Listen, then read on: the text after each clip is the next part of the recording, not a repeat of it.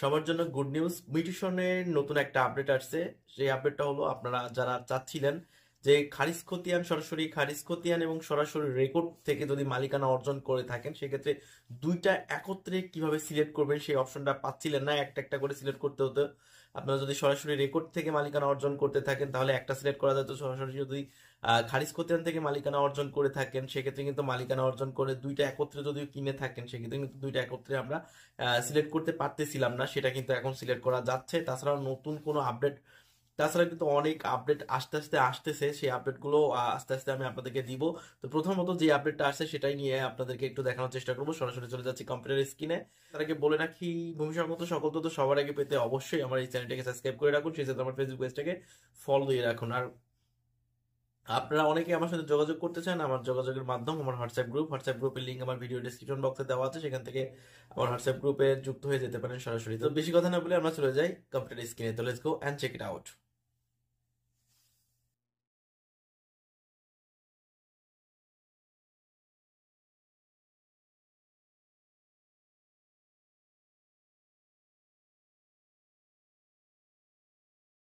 তো চলে এলাম আমি কম্পিউটারের স্ক্রিনে। তো প্রথমে চলে এসেছি গুগল ক্রোম ব্রাউজারে। দেখেন অলরেডি আমি মিউটেশনে আসি। তো মিউটেশন থেকে এখানে দেখতে পাচ্ছেন এক নম্বরে যেছে আবেদনের সূত্রটা সিলেক্ট করতে বলতে, সরাসরি রেকর্ডের মালিক, রেকর্ডীয় মালিকের খতিয়ান হতে যদি হয়ে থাকে তাহলে আমরা এটা সিলেক্ট করতাম। তারপর মিউটেশনে খারিজ হতে সিলেক্ট করলে আমরা এটা সিলেক্ট করতাম, কিন্তু এটা সিলেক্ট করলে এটা আনসিলেক্ট হয়ে যেত, এবং এটা সিলেক্ট করলে এটা আনসিলেক্ট হয়ে যেত।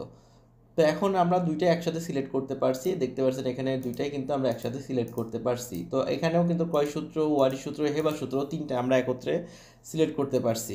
তো আগে কিন্তু এই অপশনগুলো ছিল না, এখন আস্তে আস্তে সবগুলো কিন্তু আপডেট হচ্ছে, আসতেছে। তো এখানে প্রতিনিধির মাধ্যমে যে সমস্যাটা আমরা এখন ফেস করতেছি, সর্বশেষে যে গ্রহীতা, লগ ইন ব্যক্তি অবশ্যই গ্রহীতা হতে হবে এমনটা দেখাচ্ছে। আশা করছি এটাও খুব শীঘ্রই ঠিক হয়ে যাবে। তাছাড়া এখানে মালিকানা অর্ধ একক এগুলো বাদ বাকি সবগুলো ঠিক আছে।